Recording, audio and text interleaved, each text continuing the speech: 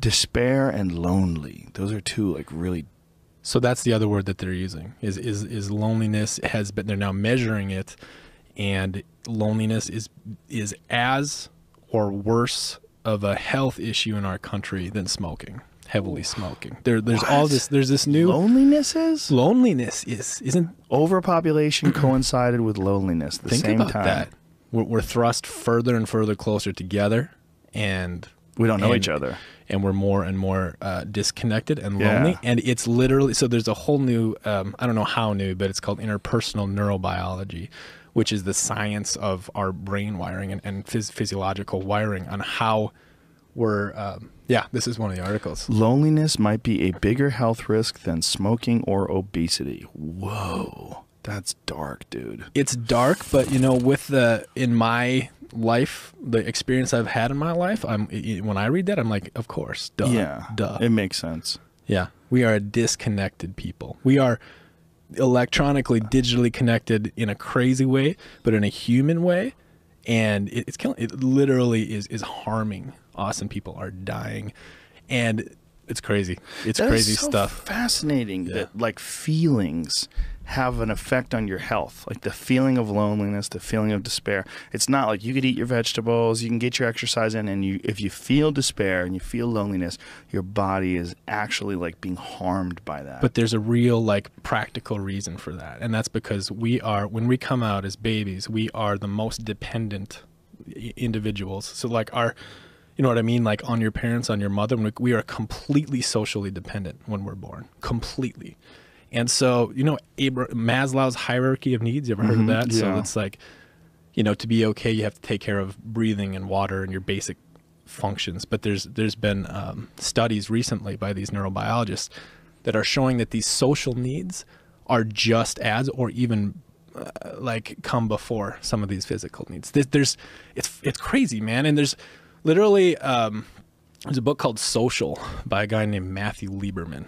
You got to check it out. And so what they are finding is that there's like two parts of our operating brain, and this is going to be me paring it down, but one is the analytical thinking, deciding thing, and the other is this social awareness brain, which is always checking in on how am I in relation to others. And it's also the part of the brain that actually we can, like the metacognitive part and the part that they call it mind reading, but really it's just by us sitting here, I can kind of get a sense of how you feel and what you're thinking, right? Just by the connection that we have, and just it's part of who we are. So when our analytical brain is offline, this other one, the social one, pops on immediately. So what they're theorizing is that is like the fundamental need for humans in safety and survival is how are we relating to each other as a group. But it makes sense if you look, to me it makes sense in, we are social animals. We forget that, I think, but you look at other species of monkeys or wolves or whatever. There might be a period of time where, say, a wolf will get kicked out of a pack for a while and he'll go do his thing, but eventually come back to a pack. It's not safe for us as humans and animals, social animals like these, to be isolated. It's not. And so there's all these parts of us that just, if we're not connected to other people in a very direct and true way, there's these sort of deep down emotional and physiological fears that come up, right? And they're real. And that's what the neurobiology is showing, which is really interesting. We can just think about that, but they're actually showing it now that if we're not really connected to each other, we're going to be freaked out. We're not going to be okay. And, I really believe that this really drives a lot of the internal struggle we have. And this is part of, getting into it. That's part of what I'm trying to bring into the world and my platform now is just to, stand up and say, hey, we need each other and we can do it. It's not, and for guys specifically, right? It's such a social stigma of ours to not be real or open or connected or vulnerable with guys, and it's cool to see the science coming out, because I have all this anecdotal evidence of being out in the woods with kids, or being in a men's group with guys, or running a retreat, or whatever this is, of how powerful it is to set down all of our differences and just be there with others. But now the science is really lighting it up. And yeah, man, loneliness, I mean, we can all think about it. Loneliness isn't fun. It's not, it doesn't feel good. But this is crazy too, that they're showing that emotional pain lights up the same centers of our brain as physical pain. And that one study showed that an insult to someone had much more painful and long-term effects than slamming somebody with a hammer, hitting their hand with a hammer. So like our emotional pain literally actually exists in the body. Like it is actual pain. And the reason that it's so uncomfortable to feel our emotions, which it is, you know, I mean, I'll just say it is that it actually hurts. Like actually hurts. I mean, and there's like, people say things like you broke my heart or I'm dying of heartache or whatever, but the science is catching up and showing us that this pain is actual. It's real. And we're not addressing it. We're not even aware of it. It's really interesting. Whoa, that's deep. You know, it's interesting too, because what you're saying about us being disconnected and how unhealthy it is and how unhealthy loneliness is, it sort of confirms these ideas that I've always had, that the human race itself is not like a group of individuals, but a superorganism, much like the human body is.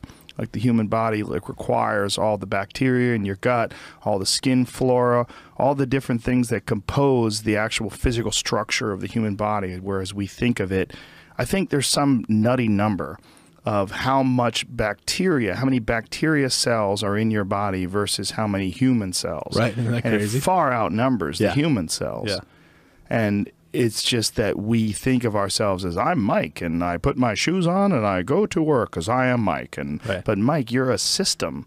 You're a system of individual organisms that are collectively keeping this whole thing alive. And when the imbalance is off, like when someone takes an antibiotic and it fucks up their gut flora, like literally you've like nuked a part of your civilization. Yeah, right. And, you know, to try to save something, like if you had some sort of a surgery and you're worried about an infection, which is kind of like an invading army coming in and taking over part of your leg that you haven't operated on. Like, yeah, or it'd be like slashing the tires of all of our transport system in the country. Like that's our gut. That's like what delivers things in and out, right? Yeah, and even has an impact on your health mentally. In terms of like how you feel and your, you know, depression. A lot of that is connected, legitimately connected to your diet and how that affects your gut flora, and it affects the way your body produces serotonin and dopamine, and it's bananas, man. Oh yeah, no, I get Here it is. Scientists bust the myth that our bodies have more bacteria than human cells. Decades-old assumption about microbiota revisited. Okay, what's the new? It's down to data? 1-to-1 instead of 10-to-1. Oh, so it's you are as much. Okay, so they used to say it was 10-to-1, but now it's 1-to-1. Okay, wow, that's still crazy, man. It's still like you're half bacteria. Yeah. I like that analogy, though, of the body as like a civilization or whatever. Yeah. I mean, think about if one important neuron, one neural cell or something, decided just to go rogue and not be in connection with the rest of you, right? I mean, that wouldn't work so well, right? I don't know what would happen. Your body would probably get rid of it and get it out of there. Or, I don't know, maybe, so I'm just really reaching here, but it's some sort of rogue cell at that point, right? Like a cancerous cell or something. It would probably be attacked. So, yeah, I think that if you take that analogy, you know, our civilization here we're hurting. We're really hurting because we're really not, you know, we are working together, obviously, in practical ways a lot of times, you know, work and commerce, and, you know, the world is functioning, but I think on a health and fulfillment level, we're missing something pretty deeply. Yeah. Well, also, like, let's talk about people that are disconnected from actual humans, but connected to them in a cyber way. Yeah. Like, how many people are, like, really lonely in terms of, like, physical touch and communication with friends, but they sit in front of their computer all day and they interact with people online, which shows you, like, some of the most unhealthy communities you'll ever encounter are, like, online message boards and forums where people are just anonymous and interacting with people without what we were talking about earlier. Like, one of the reasons why I like to do podcasts with a person in the room, I've only done one podcast ever through Skype,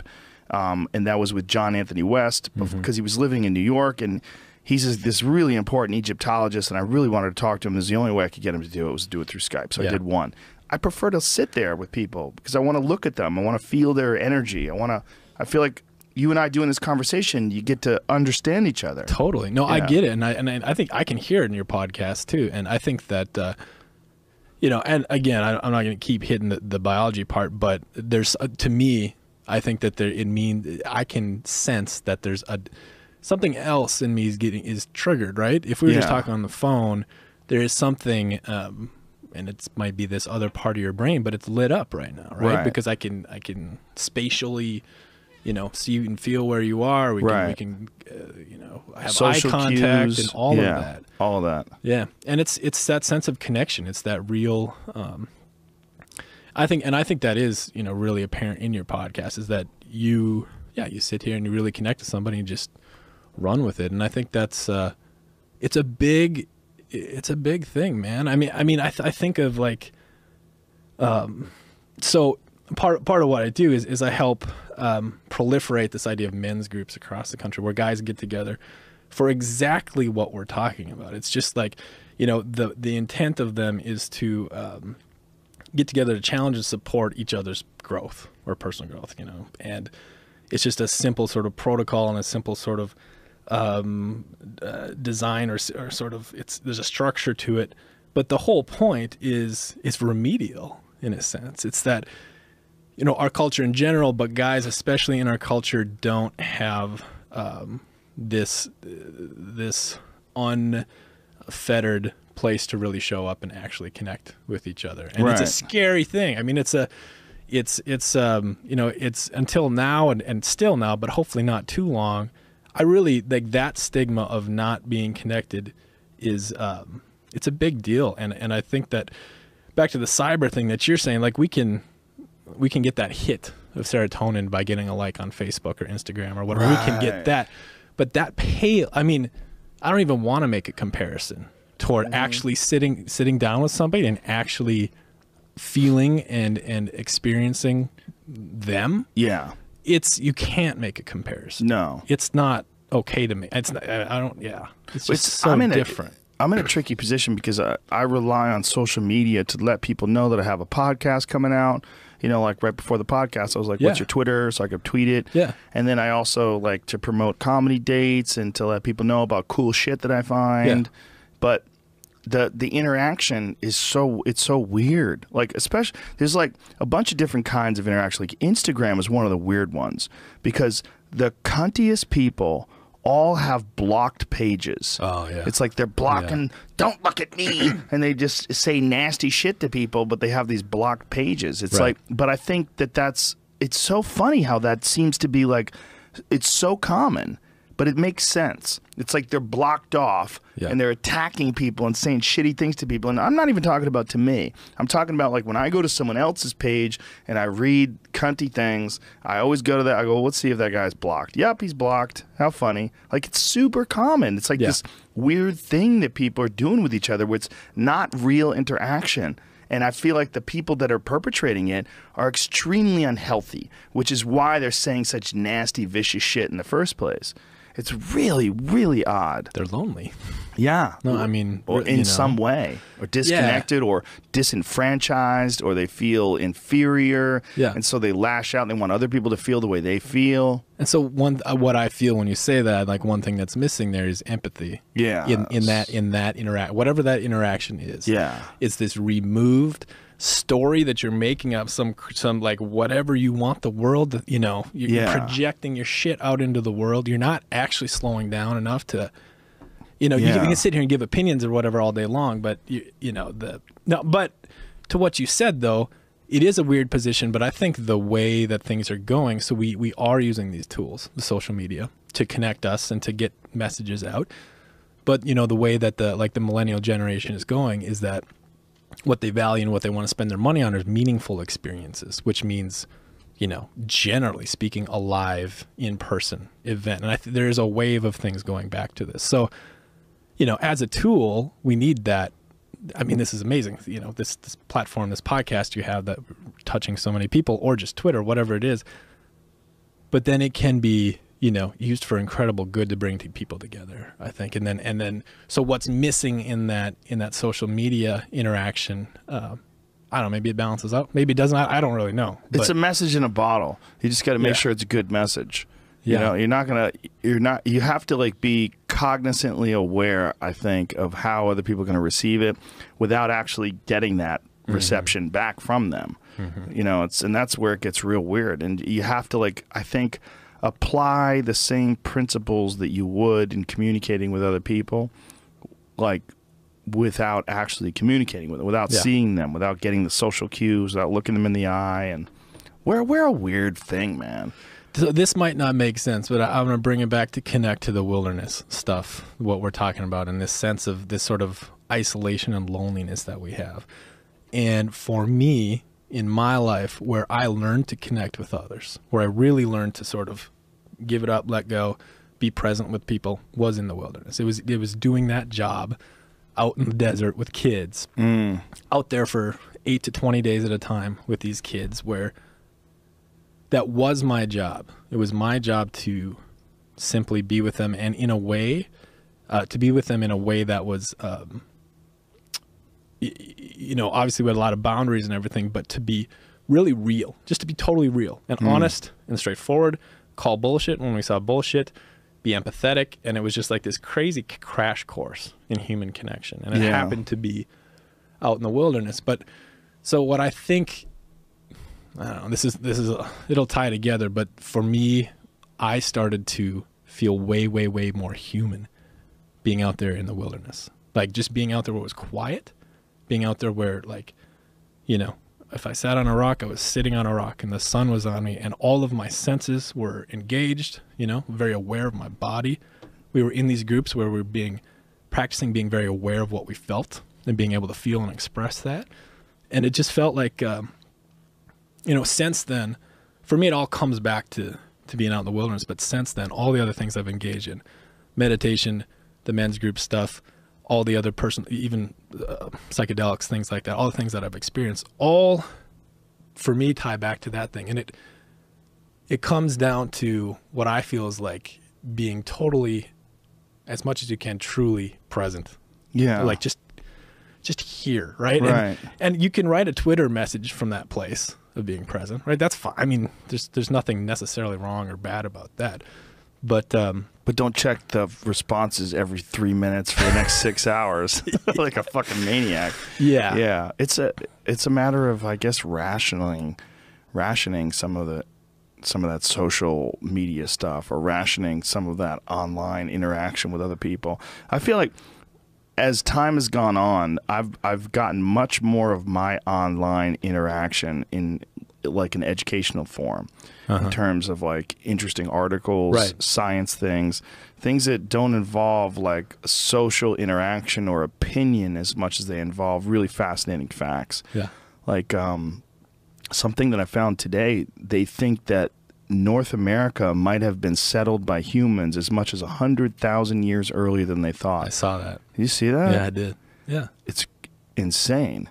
Like that kind of shit freaks me out. Yeah. I love that kind of stuff, because that kind of stuff is just pure curiosity and pure wonder, and the imagination goes wild thinking about what it must have been like to be one of these early humans surviving or trying to survive. And if they didn't, we wouldn't be here. And these mastodon fossils, they found them, the bones were shattered, and there's rocks nearby that do not seem like they were brought anywhere.